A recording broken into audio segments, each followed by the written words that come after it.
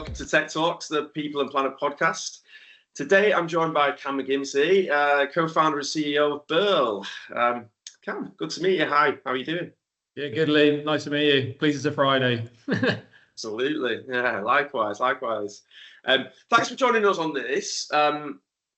Really keen to learn more about this, actually, because it's a massive problem, which I know that you're going to go into a little bit more. But this is all about resale, isn't it, for brands, making it easier for brands and for customers to resell their bought items. Of course. Yeah. So, first, thanks. It's great to be on here and then chat to you and your audience. So Birl, we basically offer fashion brands a no-touch resale solution. And your question there, what's the problem we're kind of trying to solve, right? If you look at it from a macro level, if we start there, it's kind of crazy. I think most people probably listening here will kind of know it's the fast fashion, and we're big culprits of it in the UK, right? In terms of the scale, only when we really started Birl a year or so ago, we really looked into it. It's kind of breathtaking, right? So every year, 100 billion items of new clothing are made. Only 5% currently gets resold, and less than 1% actually is recycled back into fabric, right? So when you think of that, and that's increasing every year, and the growth of fast fashion across the world, it's pretty scary, right? And it doesn't take a rocket scientist to work out that's not sustainable, right? So this kind of model, or consumption model at the moment, is very much on that kind of linear sort of basis, right? The sort of take, make, waste kind of model, right? It's not what we're trying to move towards, and sustainability is like a circular model, right? So if we kind of make it clothing, that fabric is can easily be broken down. It can last a long time, that garment, but eventually when it has an end of life, it can be broken back down and it closes the loop and made back into fabric and items again.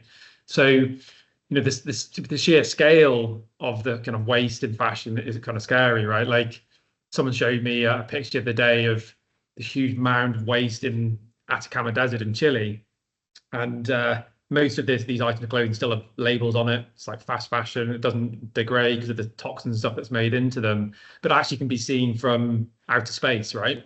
So you can kind of see what we're doing to our society, which is kind of crazy. And you drill down from that macro level to the next level down and saying, well, why aren't clothes getting kind of resold? Well, the problem for fashion brands is there's not really any easy to adopt solutions, right? Everyone knows retail and fashion, it's hard times right now as well, right? So suddenly the idea of opening up a resale channel, and firstly, unless you're a major brand with a huge sort of tech infrastructure, you don't really want to start building bespoke technical solutions yourself, right? That's not a commercially viable option.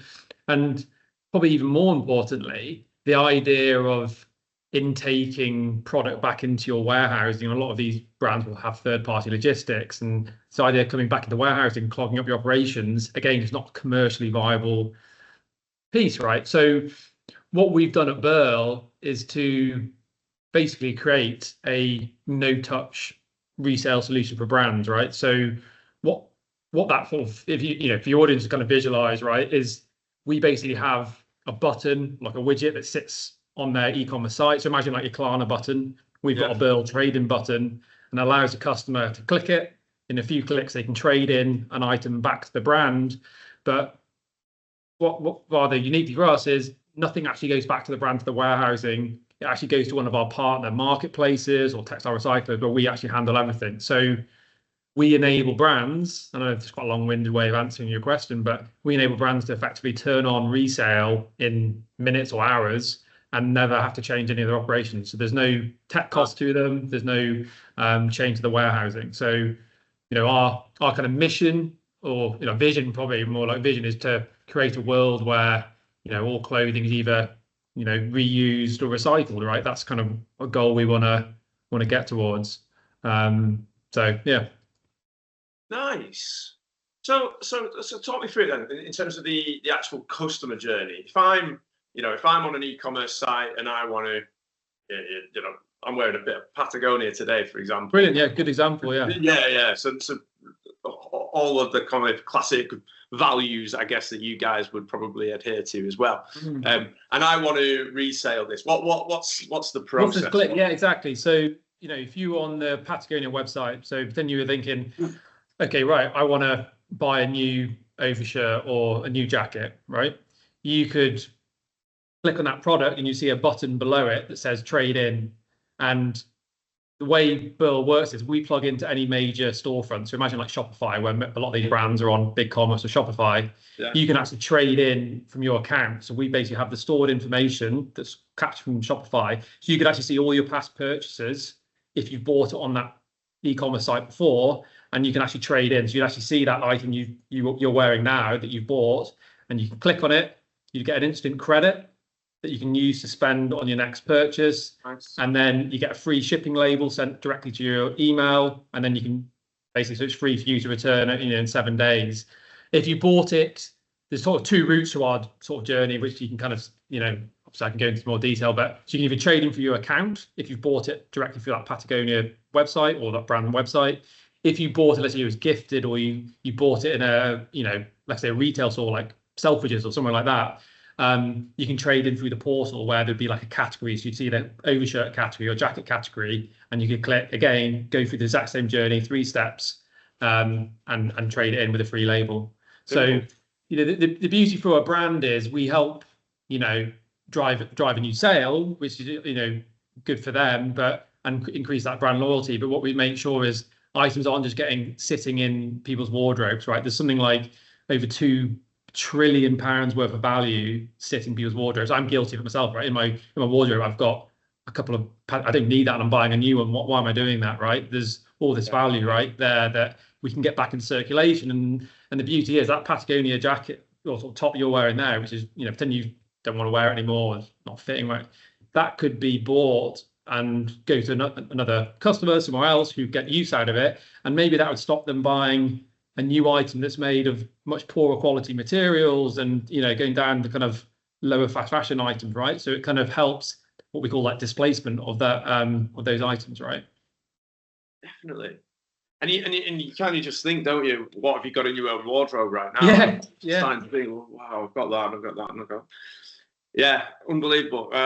Okay. How have you arrived at Birl then? What's your background? What's your story? Yeah, how long we got? Yeah, so quite an interesting sort of so I've got a co-founder, Peter. So my background, I actually started in strategy consulting. So I worked for about a decade at Monitor Deloitte.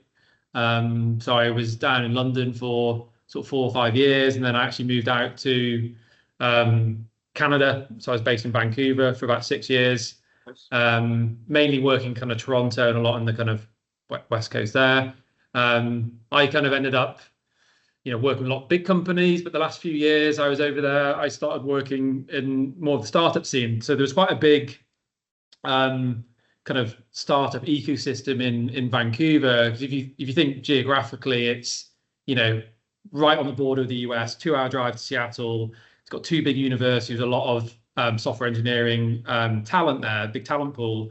So the US companies on the West Coast could kind of tap into that talent pool, which are kind of half the price of the developers in San Fran or Seattle, etc. Right. Yeah. So this was kind of help really sort of start that ecosystem. So I started doing some consulting there, really like the kind of fast pace, the impact that some companies were making, really getting stuck in rather than, at a big company, you kind of feel something's a bit of a cog, in a much bigger machine, right? So really enjoyed that. And then, my wife, who, we had our first child, this was, almost 6 years ago. And that was a thing of like, do we stay in Canada or do we make the move back, where all our families are in the UK? So we decided to move back. We're both families are kind of Northwest based. So we moved back kind of Manchester way. And I got put in touch with a founder, CEO of a kind of retail tech delivery management sort of business. So effectively they were a big platform that big enterprise level retailers, if you imagine like JD Sports, stuff like that, they would plug into and they could access, 50, 60 global carriers, like imagine like Royal Mail, DVD, so they could move the traffic and all their When you get your updates, saying where's my parcel, it's all in a consistent kind of branded experience, right? So that was the platform. I was kind of part of that management team. It was VC backed. I was there for a few years. And one of the kind of, I guess, strategic pivots we were trying to do was we want an offering for some of the smaller, medium-sized brands that are fast growing on these storefronts like Shopify. And one of the sort of gaps, let's say, in the company we had was a lot of really strong technical people, but we didn't have many people from a fashion brand background who really understood the pain points of brands and what they were kind of going through. And I knew Peter's, or personally a friend of mine, and Peter's background, conversely to mine, was kind of founder based, right? So he's worked with sort of brands and fashion for sort of 10, 15 years, built a couple of e-commerce businesses.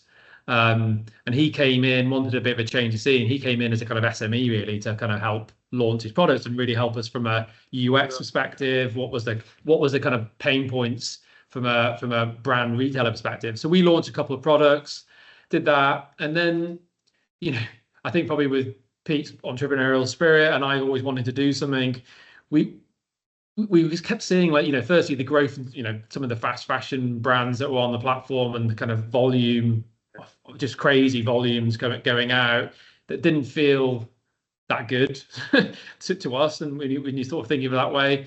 And then we also saw the explosion of growth in resale from a consumer to consumer perspective. So we saw something like Depop and Vinted, and they've just exploded, right? Less than a few 100,000 people in the UK on Vinted to now like 10 million accounts, right? It's kind of crazy. And then it made us sort of think, well, why aren't brands getting involved? They make this amazing product, but they're only getting one sale, right? Well, why aren't they getting involved and do it themselves? And without repeating myself, it's a bit like that's how we started the conversation, right? Well, they don't have easy to adopt solutions. A lot of them want to do more. They've got kind of, customer bases that are, starting to want, Patagonia is a great example. They're big enough. They've got a really good resale program, right? They've got like a secondary website where they can kind of do that. But for these smaller, medium-sized brands, again, they want to do more, but there isn't really those kind of elegant, easy to adopt solutions. So me and Pete, he took me out to a couple of trade shows, went to Paris Fashion Week, which was an experience for me. I definitely felt like, wow, this is a different step up to my usual usual game. But spoke to brands and then just got their feedback, and they were like, yeah, we'd love a solution that we could just switch on, right? And that was the kind of genesis of Birl, if you will. And then I guess and then we took the plunge, right? We left, and that's a different. Probably we'll get into that. That's a different, like. Do we stay or do we go for it, right? And that's the kind of big decision point. I'm sure a lot of your audience and people have done it, like yourself, right? Like you've been in that position, like, should I stick or twist, or should I go for it? Yeah, I've been completely in that position myself as well. The product sounds great, it sounds. What's great about it is it sounds easy for both sides. It's an easy solution for the brands to get more than just one sale and fulfill the sustainability quotas that a lot of them are increasingly conscious about. And it seems really easy from a customer point of view to actually resell it. Yeah. And just on that, because you're spot on, Lee. I think if you imagine what Birl is, if you imagine the kind of three big stakeholders, right? So imagine Birl is like this glue in the middle, but you've basically got the fashion brand, you've got the customers, and you've got these kind of marketplaces, and they've all got different challenges, right? So the brand basically saying, I want to do resale, but I want an easy to adopt solution. I don't want to change my warehousing. So I want something easy, but I want to get involved. And then these marketplaces are like, I want good quality stock. Yeah. Give me good quality secondhand Patagonias like you're wearing. And customers are like, yeah, I'll do it, but it has to be meaningful to me. It has to be easy, and it has to be meaningful for me to do it. So and that's how we built it. Pete's very much from his experience was like, this has to be built from a customer UX perspective. It has to be super easy. It has to be almost like, different model that we buy any car. Like, how simple is that? A few clicks, I'm getting instant credit. I'm doing it right now. Not like some solutions would be like, right, Lee, trade it in, and if we sell it in about 3 months' time, here's £3 credit, and you've well, I don't want that. I've bought something else. I'm not even interested, right? Exactly. Yeah. It's not going to happen, right? So that's how we very much built Birl, right? From a kind of UX perspective, but trying to solve the challenge, just not from the brand, but it has to be meaningful and work from a customer brand and a marketplace perspective. For sure. It's rarely plain sailing, though, is it? And in the startup world, talk to me about your challenges and how you guys kind of navigate them and try and overcome them. Yeah, how long have we got again, Lee? Yeah, I mean, like I think probably the challenges initially were I thought I knew more than I did, right? So I was kind of work with lots of companies from my sort of consulting days, and I was in a kind of scale up sort of VC backed business, but that was kind of 60 to 100 people. Starting my own business with Pete I'd never gone into that ecosystem of starting from scratch, and Pete had, but he had never had to get investment, right? So I'd helped raise a lot of money for the previous company, but again, with VCs at a much higher level. I didn't understand the early stage angel kind of ecosystem. So we were very naive. And to be honest, I'm kind of pleased we were naive, because I don't know if we would have done it if I actually knew what I knew, right? Like some of it, you just have to go in and you kind of work out and you're like, well, okay, and you adapt as you go. But, when me and Pete sort of left, we had got some feedback from brands, and we felt there was definitely something here, and we had this kind of big vision, but we effectively had me and Pete and an idea on a scratch of paper, right, saying this is what we want to build, but we really didn't have, we had some money to kind of not work for a few months to kind of get off the ground, but we needed some investment because we were I'd say technically competent, but we weren't developers, right? So we couldn't build the solution ourselves. So we knew we needed external support, which would require some funding. And then so we had to go out and raise some money, and in a tough environment, right? I don't know, like probably like the avoidance, if they're trying to raise now, everyone knows it's not a great time. And then you're going to people with, and everyone always goes to you, well, what traction have you got? What have you got? And I was like, oh no, we just got an idea. We think it's really good, and it's really meaningful. So then we've quite realized, oh, that's okay, so we need more than that. But so we kind of got a very simple kind of proof of concept and got some kind of Figma stuff done. And I know anyone who wants to get in touch with me, obviously find me on LinkedIn. I can give lots of tips about the journey, and I'm happy to share them.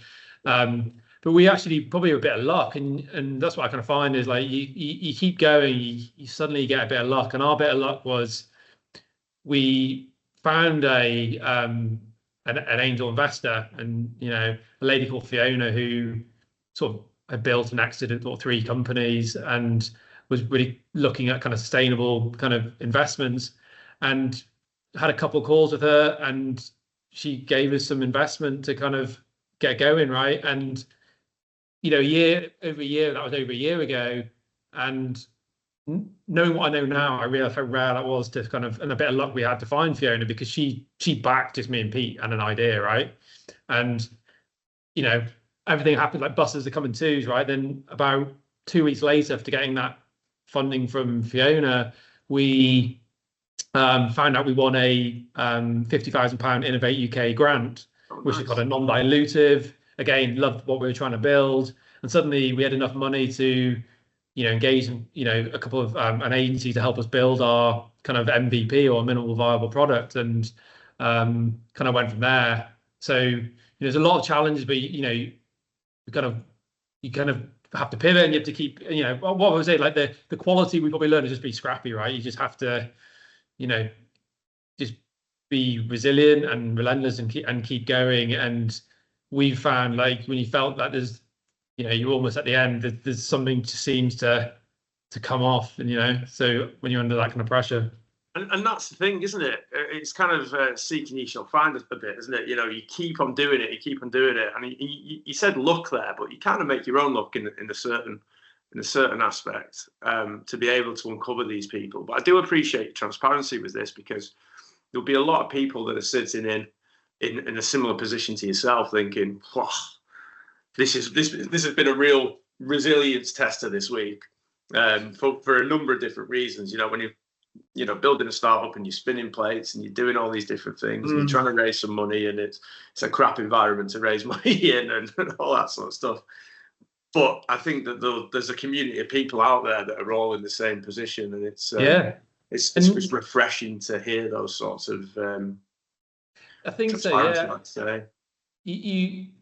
I think you feel that you're in a bit of a tribe like yourself. You've entered something that, and I think like myself, you've got more time for other fellow founders, right? Who've done that, because you know the journey you've kind of been on, right? And you can kind of relate that. And a couple of our early brands who will be launching within the next few weeks, it's that kind of model, right? Kind of brand, founders we've spoken to kind of love what we're trying to do and want to be part of it, but they've also been in that journey, so they're happy to take that kind of plunge with us to do that. So you kind of share that, and I always bring it back to myself, like there's a lot of times when I was like, I don't know why have I done this, we've got 2 young kids, my wife's super busy as well with her career, and Pete's the same, both got two little kids, and putting that pressure on yourselves. But I kind of always go back to it and think, that kind of thing, and it sounds a bit corny, but the no regrets. And I felt if I hadn't done it, I'd always be there, sitting there when mates going, oh yeah, I had a good idea, I could have done it, or yeah, I've done it. And I was like, well, it doesn't work out, it doesn't work out, but I won't be able to, I won't have the regrets, and I've tried it, and I'm so pleased I did, right? Because Birl might make it, but I hope he does. Or if it's not Birl, someone else did it, because it's the right thing to do for what we need, for our planet, we feel. But what you learn is definitely been the right choice, right? Because I never want to have those regrets. It certainly seems like a huge problem you're solving. So there's every reason to think that it will succeed.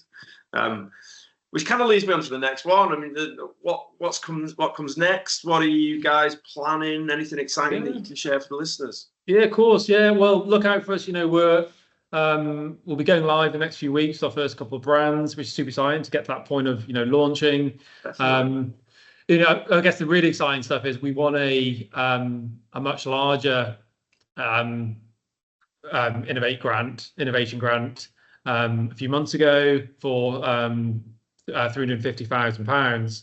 And how that kind of works is it's called a match grant, where we have to raise the same quantum from private investment. So we kicked off a funding round a couple of months ago. We've had £250,000 of that already committed from angels. So we've got 100k left to fill. So again, any of your audience who are investment or know anyone, please put them in touch. So yeah, we close that round, and that kind of gives us a good runway for 18 months to really, to build out our product. And the project we won for the innovation is a lot more to do with building kind of an AI kind of dynamic pricing engine to kind of make it even more, using seasonality factors to make sure the credit is all that kind of stuff. So really exciting stuff. We've got plans to also launch Nordics and different parts of the world. So yeah, loads of exciting stuff. We've hired a couple of people already, engineer and a brand manager. So lots of exciting things. Really feels right at that kind of pivotal point now where it's real. So yeah, lots of exciting stuff. Cam, thanks so much for joining us. It's been really interesting to learn about the business, where it's going, the challenges to get to where you've got to so far, and best of luck with it. Yeah, thanks, Lee. Really appreciate your time, mate. Cheers, Cam. Guys, this is Cam McGimpsey, CEO and co-founder of Birl. Cheers.